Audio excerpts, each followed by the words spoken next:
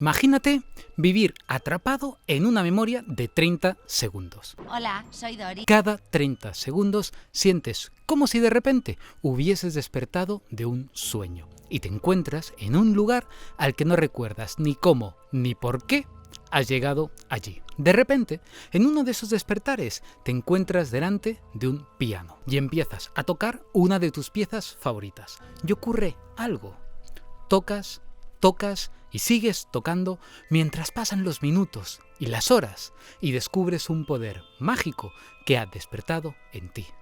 Sigues despierto. No te pierdes al cabo de 30 segundos en mitad de la canción desorientado, sin saber que te encontrabas tocando, como sí te suele ocurrir con el resto de actividades que realizas en tu día a día. La música te está imponiendo su propia realidad. Una realidad espaciotemporal diferente a la que te tenía encarcelado día sí, día también. Y que, de repente, te está liberando. Imagínate también vivir atrapado en un cuerpo paralizado, en un estado de semiconciencia, incapaz de comunicarte con el exterior o incapaz de salir de dentro de tu cabeza. De repente, una música empieza a sonar y algo increíble ocurre. Comienzas a moverte y a bailar con una fluidez nunca antes imaginada. Además, encuentras fuerzas para coger aire y comienzas a cantar a todo pulmón. Sin embargo, cuando la música para, regresas al mismo estado de antes, atrapado de nuevo dentro de tu cuerpo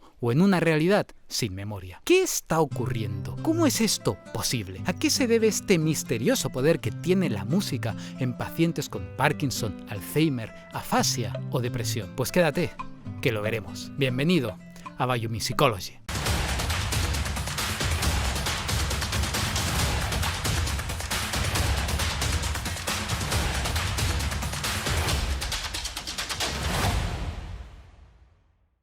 Hace más de 2000 años, en la antigua Grecia, Hipócrates, quien para muchos es considerado el padre de la medicina, escribió acerca de personas que después de un accidente se habían roto la cadera. En aquella época, donde no existía cirugía, recuperarse de una rotura de cadera exigía meses de vendajes e inmovilidad hasta lograr que los huesos se soldaran. Escribe Hipócrates que los pacientes después de meses sin moverse olvidaban lo que significaba andar o lo que significaba estar de pie. Esto es más tenso que la vez que me olvidé de cómo sentarme. También hoy día, muchas personas, después de haber tenido un accidente en la cadera o haber tenido la pierna escayolada durante mucho tiempo, declaran no saber darle órdenes a la pierna para que se mueva. La sienten inerte o inútil, como algo que ni siquiera pertenece a su cuerpo. En ocasiones, al caminar, se tropiezan incluso con su propia pierna, como si esta fuese un objeto muerto, un obstáculo inerte en mitad de su camino. No ocurre solamente que las neuronas encargadas del movimiento motor de ese miembro se encuentren inhibidas o desactivadas, sino que es como si en la representación mental de tu cuerpo que hace tu cerebro, ese miembro haya completamente desaparecido de la misma. Esto sería como el opuesto del clásico conocido fenómeno de los miembros fantasmas.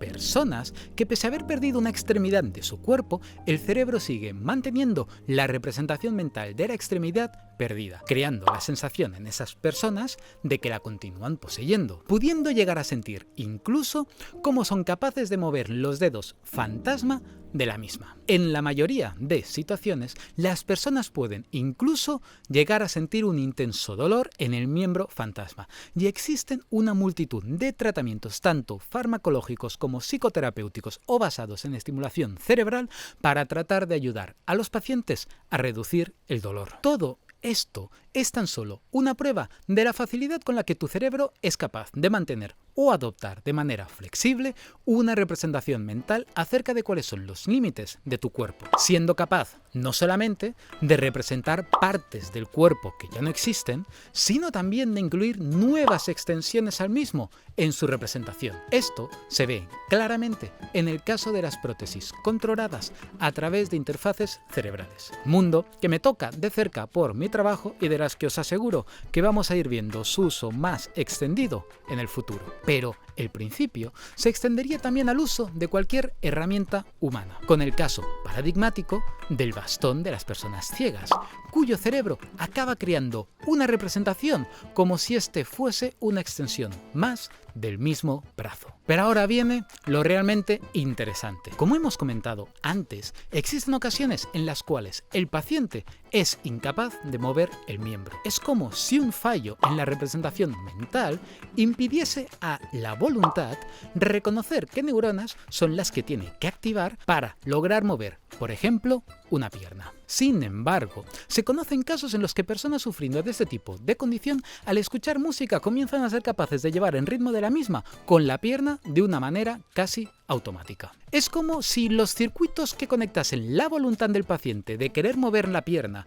con los circuitos motores encargados del movimiento de la pierna estuviesen desactivados o inhibidos, pero, sin embargo, continúan pudiendo ser activados a través de un agente externo, como sería, en este caso, a través de la música y el ritmo. ¿No te parece fascinante? Estoy siendo además muy consciente al tratar aquí a la música como un ente externo. Es esta sensación conocida de sentirse arrastrado por la música. La música literalmente nos posee y entra en nosotros de una manera algo intrusa sin que nosotros le hayamos dado permiso para ello muchas veces. No en vano, el origen etimológico de música viene del griego musike, que significa el arte de las musas, siendo las musas unas divinidades que bajaban a la tierra a inspirar y otorgarles el don del canto a aquellos mortales que las invocaran. Parecería que no andaban tan desencaminados los griegos en su visión de la música como un arte producido y actuado a través de nosotros, pero por un ente externo a nosotros. Y es que, como veremos, esto tiene también profundas implicaciones. Prepárate, porque voy a contaros una de las historias más impactantes que se vivieron en el siglo XX. Esta es la historia de un amplio grupo de pacientes del Hospital Beth Abrahams en Nueva York que cayeron víctimas a finales de la Segunda Guerra Mundial de una misteriosa epidemia llamada la enfermedad del sueño, también conocida como posencefalitis letárgica, y que ha llegado a ser descrita como un mal de Parkinson agravado. Estos pacientes se encontraban desde hacía 40 años en un estado de semiconciencia, paralizados o con impulsos y temblores en un cuerpo que escapaba totalmente de su control, incapaces de comunicarse con el mundo exterior, incapaces de salir de dentro de su cabeza y atrapados en la realización de secuencias de movimientos repetitivos que cuando acaban tienen que volver a empezar, pudiendo llegar estos a durar horas, días o incluso semanas. One patient described how she had to walk around a mental square to 7 notes from a Verdi theme, and this would go on for hours and days, wouldn't stop. This, I think, is what one intuits, that there may indeed be something like a sort of hell. Cuando se descubrió un fármaco llamado levodopa que resultó extremadamente útil para tratar el Parkinson, el Dr. Oliver Sacks, quien se encontraba en aquel momento a cargo de los pacientes del Beth Abrahams, decidió, después de muchas vacilaciones, probar el fármaco en ellos. Lo que ocurrió es quizás una de las historias más bellas de la medicina moderna. Personas que, habiendo perdido la conciencia en un cuerpo de 20 años, despertaron de repente en uno de 60. Out L-Dopa. It was like seeing the dead arise. Up they came, up, out of the chairs that had been their prisons. A pesar de encontrarse en un cuerpo que no reconocían como el suyo, ellos seguían manteniendo, sin embargo, la misma vitalidad, inocencia y pasión por la vida con la que tenían con 20 años. Los hermosos relatos de estos pacientes los podéis encontrar tanto en el famoso libro Despertares de Oliver Sacks, así como en la famosa película de 1990 con Robin Williams y Robert De Niro. También hay un documental de 1973 de donde provienen algunas de las imágenes que os estoy mostrando en este vídeo. Sin embargo, como el mismo Sacks relata, incluso antes de que se descubriese la levodopa, parecía existir una actividad que lograba que algunos de ellos parecieran despertar momentáneamente de ese largo letargo. Por supuesto, estoy hablando de la música. Lo que parecía una tarea imposible como dar un paso para muchos de estos pacientes, en el momento en el que la música comenzaba a sonar, muchos eran capaces de moverse y bailar con una fluidez nunca antes imaginada. Algunos incluso llegaban a cantar a todo pulmón. Sachs describió a una de sus pacientes del siguiente modo: la podías encontrar en un momento encogida, agarrotada y bloqueada, presa de tics, espasmos, farfullando como una especie de bomba de relojería humana. Y al momento siguiente, si le ponían música, todos esos fenómenos explosivo-obstructivos desaparecían, reemplazados por un movimiento felizmente fácil y fluido. La señora D, de repente, liberada de sus automatismos, dirigía sonriente la música o se levantaba y bailaba. Uno de los principales problemas que padecen en ocasiones las personas con Parkinson es la incapacidad para iniciar un movimiento de manera espontánea. Al igual que en los casos previamente mencionados de personas que habían perdido la representación interna de algún miembro de su cuerpo, los pacientes con Parkinson parecen quedarse atascados a la hora de querer realizar una acción o una secuencia de acciones. Estructuras subcorticales como el cerebelo, el hipocampo y los ganglios basales parecen jugar un rol muy importante en la sucesión de acciones. Sin embargo, los pacientes con Parkinson, incluso aquellos más graves con encefalitis letárgica, muchas veces muestran daños en los ganglios basales a pesar de mantener intacta la corteza y las funciones superiores. Puede llevar a situaciones curiosas como las que describió Sachs de algunos de sus pacientes. Estos, pese a llevar paralizados más de 30 años, enclaustrados en una silla, sin hablar y en un estado catatónico, si de repente les lanzabas una pelota, responden y la cogen. La voluntad por sí sola no les vale. Necesitan estímulos externos que les hagan reaccionar. Observad con atención este vídeo de un paciente de Parkinson andando.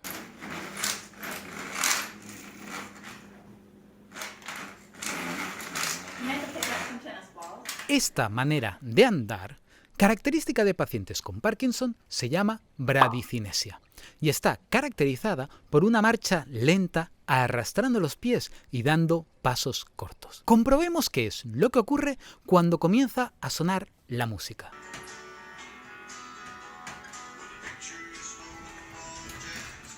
Los síntomas desaparecen casi por completo. Los pies dejan de arrastrarse, los pasos son menos cortos y pasamos de tener una marcha lenta a una marcha rítmica y, sobre todo, acompañada por los movimientos corporales del paciente. De hecho, como el propio Sachs relata, hay muchos pacientes de Parkinson a quienes tan solo con imaginar la música ya lograban liberarse de los síntomas. Entonces, ¿por qué no vivir imaginando música todo el rato? Pues porque en los casos más graves, la incapacidad no es únicamente a la hora de iniciar una acción física, sino a la hora de iniciar también una situación mental. Uno de los pacientes de Sachs, el cual conocía todo Chopin de memoria, era sin embargo incapaz de iniciar el recuerdo de las piezas por sí mismo. Era necesario que alguien externo le dijera Opus 49 y entonces toda la música empezaba a reproducirse en su cabeza. Esto queda bastante retratado en la autobiografía de Ivan Bon, un psicólogo de Cambridge que sufría Parkinson. En sus memorias relata una gran variedad de estratagemas que utilizaba para poder activarse sin depender de su voluntad. Por ejemplo, cuando se despertaba, dejaba vagar la mirada hasta que captaba un árbol pintado en la pared junto a su cama. Al verlo, este actuaba como un estímulo que le decía «súbete a mis ramas». Y al imaginarse que se subía al árbol, conseguía entonces así salir de la cama. Un acto que de otro modo le hubiese sido imposible hacer por sí solo. Los pacientes parkinsonianos a menudo tienden a realizar movimientos muy lentos, lo que en su totalidad acaba influyendo a la propia manera en la que ellos perciben el tiempo. Algunos pacientes han relatado que cuando han visto un reloj, les da la sensación de que este va excepcionalmente rápido. Sin embargo, como hemos visto antes, la música tiene la capacidad de imponer su propio tempo y hacer regresar a los pacientes al fluir del tiempo y del movimiento que les era natural antes de la enfermedad. La relación que tiene la música con nuestra percepción del fluir del tiempo se ve también de manera muy clara en casos de pacientes amnésicos. Este es el ejemplo de pacientes como Clive, quien después de una infección en el cerebro experimentó una reducción de la memoria episódica a tan solo medio minuto. Imagínate no recordar lo que has hecho los 30 segundos anteriores por el resto de tu vida. Para hacerse una idea, en un extracto de su diario se podían leer frases tipo: son las 2:10 p.m. Esta vez estoy perfectamente despierto. 2:14 p.m. Esta vez estoy por fin despierto. Junto con negaciones. 9:40. A las 9:40 me desperté por primera vez, a pesar de lo que he dicho antes. Sin embargo, Clive no tenía ningún tipo de incapacidad a la hora de cantar o de tocar en el piano piezas con una duración superior a 30 segundos. Podía incluso seguir siendo capaz de leer las partituras que le ofrecían. En palabras de su mujer Débora, el impulso de la música transportaba a Clive de un compás a otro. Se mantenía dentro de la estructura como si los pentagramas fueran vías de tren y solo hubiera un camino a seguir. Sabía exactamente dónde estaba, porque en cada frase hay un contexto implícito mediante el ritmo, el tono y la melodía. Era maravilloso ser libre. Cuando la música se detenía, Clive volvía a estar perdido. Todo esto porque, como hemos dicho antes, la música impone su propio fluir del tiempo. La música es presente, o como dijo el gran filósofo de la música, Viktor Zuckerkant, oír una melodía es oír, haber oído y estar a punto de oír. Todo junto. Cada melodía nos declara que el pasado puede estar ahí sin ser recordado y el futuro sin ser conocido de antemano. Y es que la música es capaz de crear un continuo experiencial en estos pacientes, de permitirles reclamar este momento y el presente como suyos, de devolverles esa identidad perdida tras el mar de confusión en el que se encuentran. Pero no hace falta buscar casos poco comunes como los de los pacientes amnésicos. Solo en España hay unos 500.000 casos de demencia, siendo el Alzheimer la causa más común, y se estima que para el año 2050 haya más de 1 millón de personas con demencia en España. Al igual que en los casos mencionados anteriormente, las personas con demencia pueden llegar a experimentar amnesia y problemas de memoria, llegando en algunas ocasiones a ni siquiera reconocer a sus propios familiares. Sin embargo, hemos sido testigos en muchas ocasiones el poder que tiene la música en ellos para despertarlos. A través del famoso documental Alive Inside, que si no lo habéis visto, ya estáis tardando, se documentaron los increíbles efectos que la música tenía para regresar y traer de vuelta con nosotros a todas esas personas que parecían devastadas por una enfermedad del Alzheimer. Desde entonces, miles de personas por todo el mundo están experimentando los increíbles efectos que ofrece darle música a sus familiares más mayores. En este tipo de pacientes, la música juega un papel diferente en comparación con los pacientes parkinsonianos. En los pacientes parkinsonianos, qué música estuviesen escuchando importaba muy poco mientras ésta tenga un ritmo claro y bien definido, ya que es, sobre todo, a través del ritmo, cómo logran encauzar sus movimientos. Sin embargo, en los pacientes con demencia o con Alzheimer no vale cualquier música, ya que uno de los mecanismos mediante los cuales ésta logra despertarles es, sobre todo, a través de las emociones. Escuchar música que jugó un rol importante en la vida de estos pacientes actúa en ellos de una manera similar a la famosa Magdalena de Proust, cuyo olor revoca inevitablemente a toda una serie de vivencias de nuestro pasado, de quiénes somos y qué ha conformado nuestra identidad. Podemos ser testigos del mismo efecto en la mayoría de los pacientes. Bailan, se emocionan, recuerdan y lloran.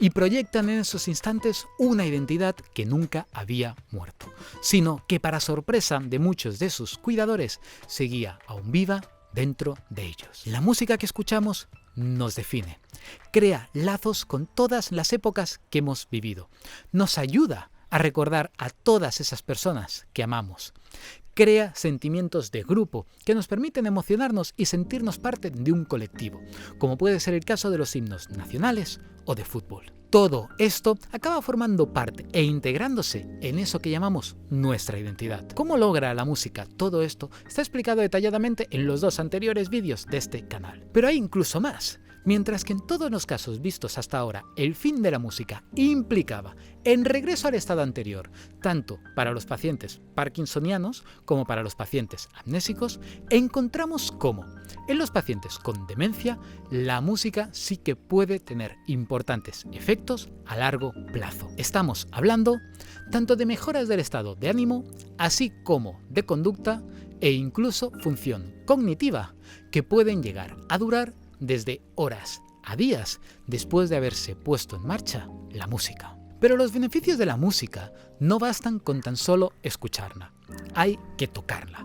Y aprender a tocar música nos ofrece más ventajas que simplemente pasar un buen rato con amigos, desear hacerte famoso o ligar, si es que eso le ha ayudado alguna vez a alguien. Hoy en día sabemos que la música literalmente moldea el cerebro y trataremos todos los beneficios que ello conlleva en futuros vídeos. En resumen, en el vídeo de hoy hemos visto algunos de los sorprendentes efectos que la música puede tener en pacientes parkinsonianos, permitiendo hackear los circuitos que utilizamos de manera voluntaria para mover nuestro cuerpo y activarnos de manera externa. También en pacientes amnésicos y con Alzheimer, quienes al igual que los parkinsonianos ven alterada su percepción del tiempo. Y la música, al imponerle su propio tiempo, su propio reloj, funciona como un ancla a través del cual establecer una orientación temporal en la que fundamentar su manera de ser y estar en el mundo. Finalmente, y debido también a su profunda conexión con las emociones, el uso cada vez más extendido de la musicoterapia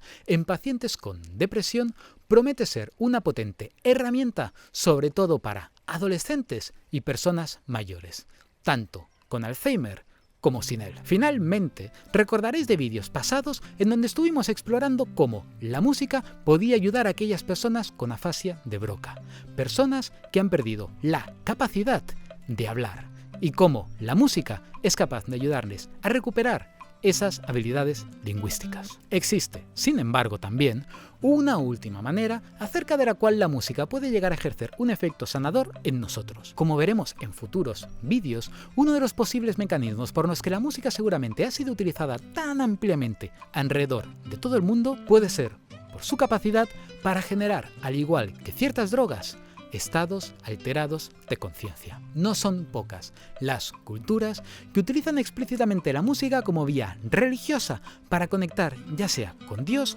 o los espíritus de sus antepasados. Si tenemos en cuenta, además, todas las investigaciones actuales que están reviviendo el uso de psicodélicos y la inducción de estados alterados de conciencia con fines terapéuticos, no sería extraño descubrir que quizás también muchos de los efectos terapéuticos tradicionalmente asociados a la música utilicen también vías similares. Parecería como si hubiéramos descubierto de repente todos los beneficios de la música, como si la ciencia moderna occidental necesitase mostrarnos algo que a primera vista no parece obvio, pero nada más lejos de la realidad. Como ya vimos también en anteriores vídeos de este canal, una de las funciones más típicas que se le atribuye a la música en una mayor parte de los grupos culturales del mundo entero es como herramienta de sanación. Pocos son los lugares en donde no encontremos canciones o conjuros expresados con cierto ritmo y melodía que tengan una clara función utilizada para curar enfermedades. Tarde estaríamos pues inventando la rueda. Un saludo y hasta otra.